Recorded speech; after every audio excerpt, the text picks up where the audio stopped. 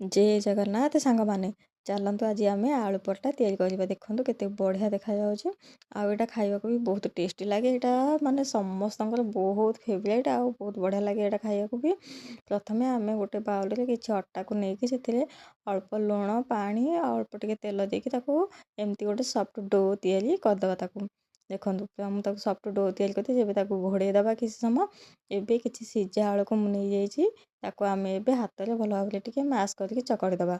एबे किसी पियाज आउ कंचा लंका धनिया पत्र टिके अदा को ताको आम चुन चुन करके पूरा काटी देकी आम ए पकईदे। आपण आपण हिसाब से राग कम बेसी करेंगे। तापर ये किसी जुआणी की भी आम पान मधुरी टिके पकईदबा टिके हाथ में रस करके किसी जीरा देदबा किसी काश्मीर लंका धनिया गुंड आउ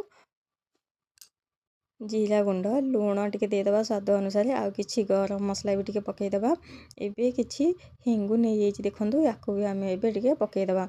एबे किसी कस्तूरी मेथी को आम भल कि हाथ में क्रश करके पकईदबा। ताको आम ए हाथ में भल भाव टे मिक्स करदे। एबे आमर देखो मसला आमर रेडी हो गला। एबे ताको साइड रे थोईदबा। आम जो अटा को चकड़ी रखी आम ए हाथ में आउ टिके हल्का भाव में चकड़ी देकी एमती बड़ बड़ गोल टिके करके नहीं जावा। बड़ बड़ गोल कर सारापर हाथ में मझे मझे चापी देकी मझे ए आलू पूर को देदबा। साइड रू भल भाव चापिकी पूरा भल भाव आम कभर करदे। देखो केते बढ़िया देखा पूरा सब पूरा भितर रहीगला।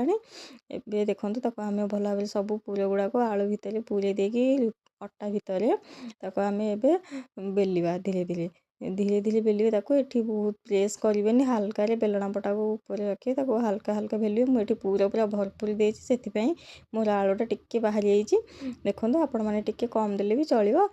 एबे सब गुड़ाक मुझे देखो भल भाव बेली देती। बेली दे सारापर एबे आम रखीदबा।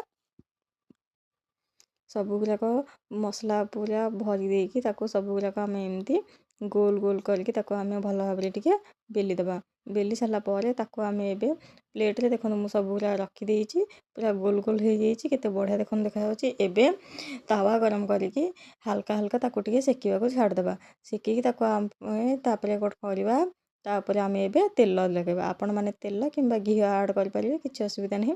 देखो रुटी आमर ए टे फुली आसला आमर हो गला आलू पराठा। ताकू मुझे काढ़ी देती केते बढ़िया देखो पूरा देखा सब गुड़ाक आम एमती भल भाव गोटाक पर गोटे को भल भाव एपट सेपट करके सीझी आसला बेलू टे तेल देदबा। दुई पट जाक तेल देकी भल भाव आम सेकीदबा। एबे आमर गरमा गरम आलू पराठा पूरा रेडी हो भिडियोटी आपण